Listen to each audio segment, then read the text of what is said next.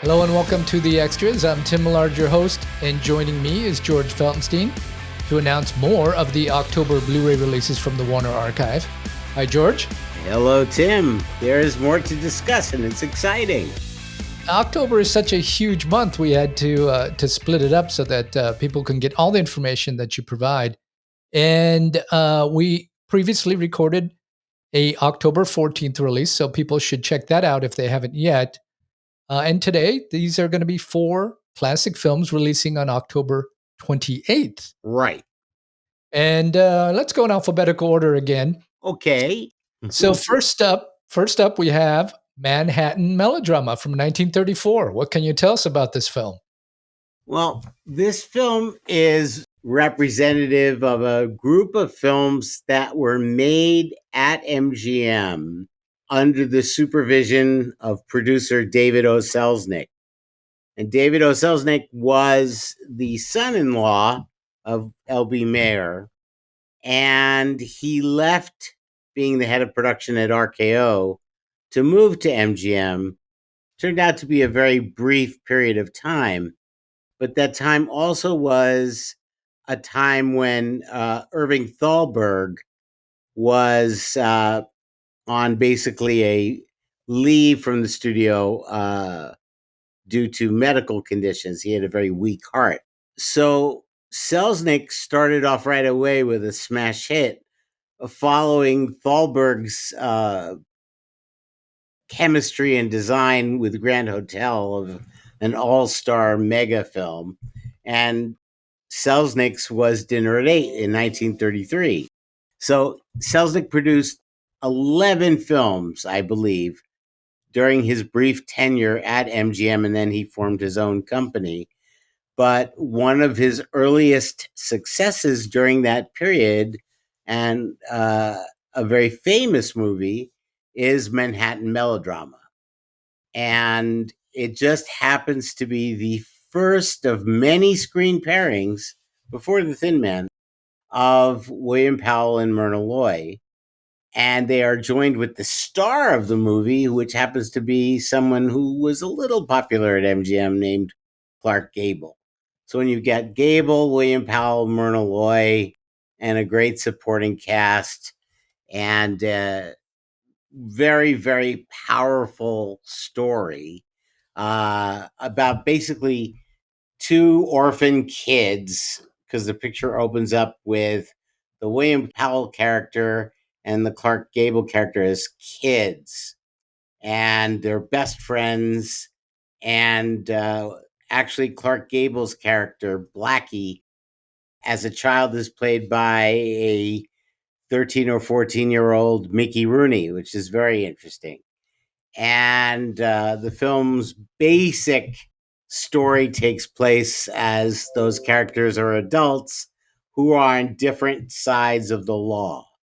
And so Clark Gable's kind of the gangster, but he's Clark Gable, so you gotta love him. You know what I mean? And William Powell is, the good guy, and they both have their eyes on one beautiful woman played by Myrna Loy, and therein lies the story. It was co-written by Joseph L. Mankiewicz, who had an incredible career in cinema, spent many years at MGM, mostly as a producer and a writer. And it was in his later years at 20th Century Fox that he did things like Letter to Three Wives and All About Eve. So the pedigree of this movie is spectacular. And W.S. Van Dyke is the director, but there were a couple of scenes that were shot by George Cukor when Van Dyke was not available. This was very much a studio concoction. It was a huge hit at the box office. But the thing it's most famous for really has nothing to do with the movie at all. And that is, this is the film that John Dillinger saw at the Biograph Theater in Chicago, Illinois. And the cops and the feds were waiting for him when he came out of the theater. And that was the end of Dillinger. So the film is better known for that than its actual movie itself. But it was a big hit and very well received. And it was part of Selznick's thinking of creating a movie that would just be automatically popular with the audiences of the day. And it was one of MGM's biggest hits in 1934. Every time I see these 1930, 31, 32, the early 30s restorations, or that they're going to be restored here in HD, I'm so looking forward to them because we're talking a 91-year-old film, and now it gets the treatment, gets the 4K scan. It's just going to look fantastic. It And does. yeah, and the stars speak for themselves, obviously. And it's really fun that this is, Powell and Loy before The Thin Man, and I'm just such a big fan of those, as almost everybody is. So, really looking forward to this. Now, do you have some extras on here? Yes, we do. We have very special extras, actually, because we have two MGM shorts, and both of them feature the team known as Ted Healy and his Stooges. And basically, Ted Healy served as like the straight man to these three wackos that were Howard, Fine, and Howard, and they called him his Stooges. And of course, it was Mo Howard, Larry Fine, and Jerry Howard, better known as Curly. So Mo, Larry, and Curly, along with Ted Haley, were under contract to MGM, appeared in a few features, but mostly appeared in a series of 6 shorts that give you a glimpse of what was ahead for them when they broke away from Ted Healy, went to Columbia Pictures, and with Mo and Larry staying all the way through, Curly retired due to health reasons. The 40s was replaced by Shemp, and then eventually by Joe DeRita. But for almost, I'd say close to 25 years, it wasn't exactly that, but a little less than that, they were making 2 reel shorts for Columbia, which probably provided them more money at Columbia than most of the feature films they made, because Columbia during the 30s and 40s was, with some very notable exceptions, a B movie studio. They would occasionally make an A movie with Frank Capra involved, or later Rita Hayworth. It made some really great movies, but they didn't really become a major studio of to be reckoned with until the later part of the 50s and the 60s and so forth. So the Stooges' legacy is important. And so we have 2 shorts. The Big Idea, which is in black and white, and then Roast Beef and Movies, which I believe is in early 2-color Technicolor. It's just a delight for people to be able to see them. They're very much a product of their time. And we also have a Manhattan Melodrama radio, Lux radio broadcast, audio only, that does bring back William Powell and Myrna Loy to recreate their roles for the radio productions from 1940. Clark Gable is not in the radio version, but just to have Powell and Loy, that's pretty good. Pretty good. And I always love when we can put on a classic radio broadcast. And this has got the trailer, so it's a very strong release on multiple levels. And I should note that, unfortunately, like most MGM films, black and white that were shot on nitrate, the negative went up in the fire at Eastman House in 1978. So we're working from second generation preservation elements, but it looks so great that I think people would say, I can't believe this isn't from the negative, but it's the next best thing, and we're lucky to have it. Yeah, yeah, I'm looking forward to this one. I've been watching some of these, Stooges pieces that you've been putting on, and they're very entertaining, very entertaining. So it's fun to see those on there. We're delighted to be able to present them, and they're in HD, which is nice. Yeah, that's pretty good too. Yeah. Well, next up we have a film from 1941 called Out of the Fog. What can you tell us about this release? Well, Out of the Fog is a very interesting film. Some people consider it to be a film noir. I don't know if I would agree with that, but people's definitions of noir, uh, they are subject to interpretation. What's important about this film is it stars John Garfield and Ida Lupino. It deals with, as some Warner films of that era did, with prospective fascism and, not great people, along with very good people. And it's set in a small town. And it was actually adapted from a play by Irwin Shaw, who's probably best known for having written the book Rich Man, Poor Man, which became a very important miniseries on television in the late 70s. But Irwin Shaw wrote this play called The Gentle People. And this was kind of a pre World War II warning about the allure and danger that fascism could create. And Garfield, I find to be remarkable in almost everything he did because he was so, he was a byproduct of the group theater in New York in the late 30s. And he brought a very different acting style to his work.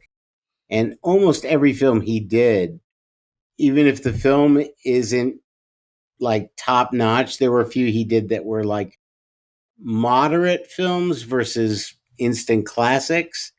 But he's always fascinating to watch. This is an important film, and it's a film that doesn't get enough credit for the kind of storytelling it provides. The acting is really superb. Garfield and Lupino are wonderful. Thomas Mitchell, who is so well known for so many wonderful supporting roles. I mean, he was Scarlett O'Hara's father in Gone with the Wind. The same year he was in Stagecoach, which he won the supporting actor Oscar for. And he also had a very important role in Capra's Mr. Smith Goes to Washington. That was just in 1939. And he worked up until his death in the early 60s. He was a great, great supporting actor. Yeah. And he's got a great role in this. And the screenplay is very tight and written by very impressive screenwriters, Robert Rosen and Jerry Wald, both of whom contributed to the screenplay for The Roaring Twenties from 1939, which is another Warner classic. And this was directed by Anatol Litvak, who was one of the top directors at Warner Brothers during this era.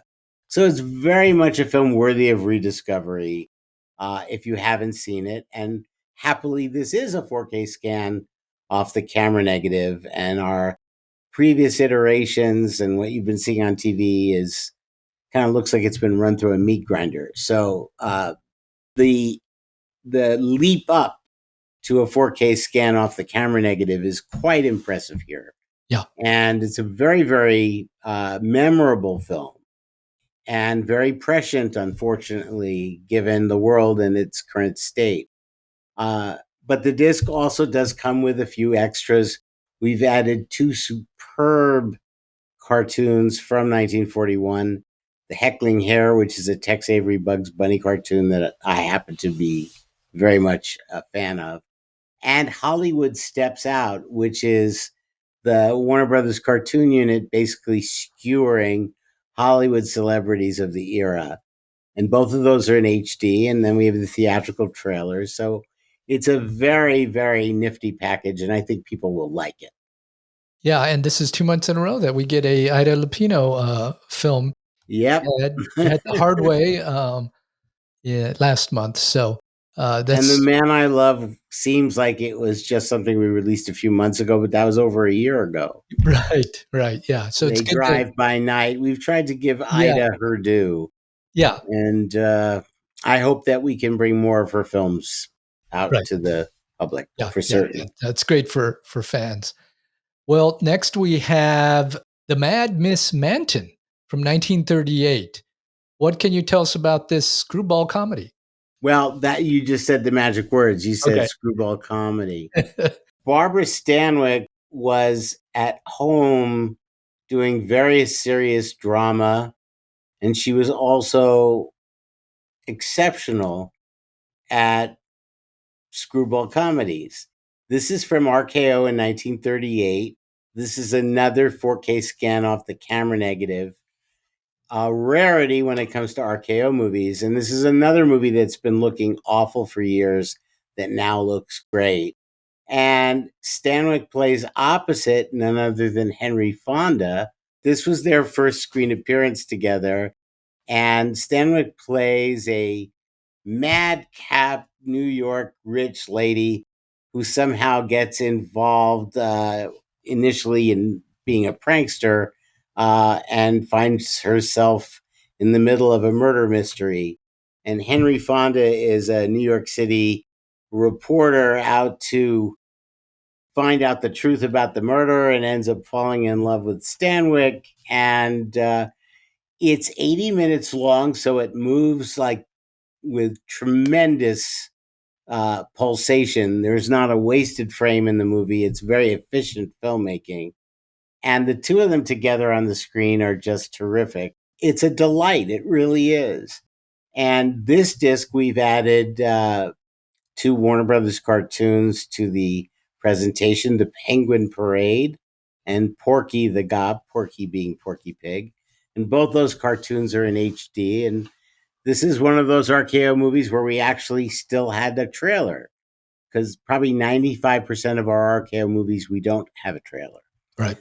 Because they didn't make their trailers themselves. They farmed them out to National Screen Service. So when the library was sold, there weren't a bunch of negatives for trailers sent along with it. So this one we happened to procure a couple of years ago, and it's on the disc. So it's going to be a wonderful presentation and quite a step up from what we had on DVD. I'm very, very proud of it. Think people will love it.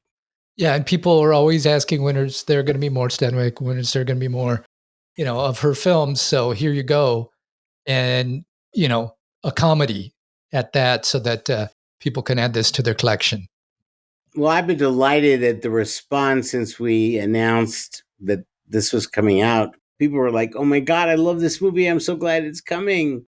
So that is very gratifying, and I hope people will really enjoy it. I'm confident of that. Yeah. It's a lot of fun. Let's see here. We have one more film, and this one, it's special in a lot of ways, of course, but it's a swashbuckler from 1953, The Master of Ballantree. What can you tell us about this release? Well, this was Errol Flynn's final swashbuckler at Warner Brothers as a contract player. He would return to the studio one more time right before his untimely death to play John Barrymore in the story of John Barrymore's daughter, Diana, Too Much, Too Soon. That was his final Warner Brothers appearance. But this was the last appearance of Flynn, running out his contract at Warner Brothers. He had been under contract there for about 18 years. And this is, of course, based on a Robert Louis Stevenson novel. And it is beautifully shot in Technicolor by the master of color cinematography, Jack Cardiff. And it was shot in England on location.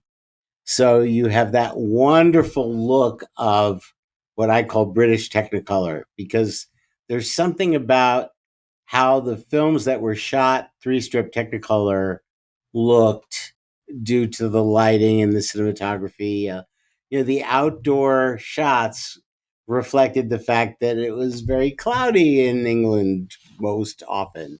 And it's a luscious looking Technicolor film, and we have applied our proprietary technology and using our Technicolor registration abilities to make this just a dazzling 90 minutes of fun. It also comes with two 1953 Warner Brothers cartoons, Plop Goes the Weasel, and one of my very favorite Bugs Bunny cartoons, Bully for Bugs. So there's an original trailer on it. It's a wonderful package. And this has been very highly requested. The last time this arrived in people's collections was when we released a Snapper DVD somewhere around 2002 or 2003. So this has been a long time coming. And the difference between this and what we had previously is staggering. So I tend to maybe seem like I'm too enthusiastic about the improvement of the picture presentation.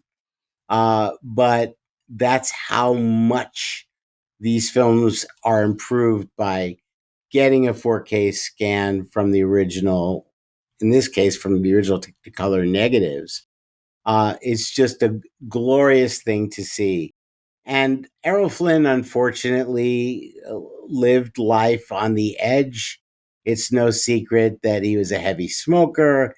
He was a heavy drinker. I think, if I'm doing my math correctly, he was only in his early 40s when he made this, but he looked like he was 60. I mean, you really could see the wear and tear and the age on his face.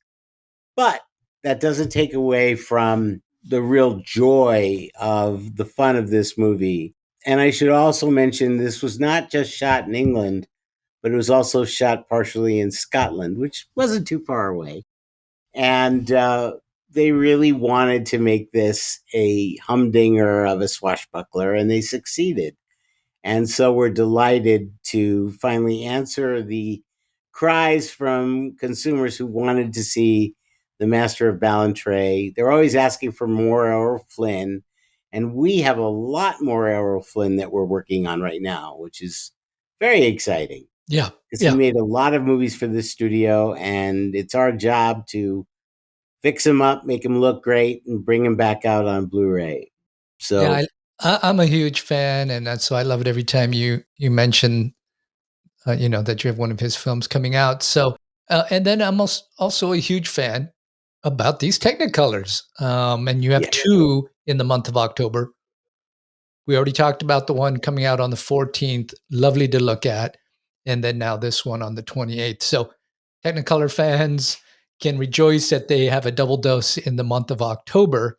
And absolutely. yeah, and you have Tout Noir in October as well. And like it's just a loaded month for classic films October 14th, for classic films on October 28th. Plus we And have The Curse of Frankenstein, yes. which is a seminal horror classic, on the 14th as well. Yeah. And And then in one of our rare ventures into 4K. right. So we're very excited about all of it. Yeah. And then you have those film collections also on the 14th. So October Right. is packed. It's a Packed. loaded month. It really is. And it's fantastic to go into October and toward the end of the season with so many films for the classic film fan. Well, as always, George, thank you for coming on and explaining and giving us all the details and the fun stories. I love your stories, George. And I get so many comments for the podcast where people say, I love hearing from George. I love his stories and the details. And that's the fun part of listening to the podcast or watching the YouTube channel, is getting these directly from you. So thank you again. Oh, it's my pleasure. And I love being able to spread the word, because so many of these films do have a very interesting backstory. Yeah. And all of these films have a place on classic film collectors' shelves. And that's why we say physical media rules. Nothing better. That's right. Physical media rules. Thanks, George. Thank you, Tim.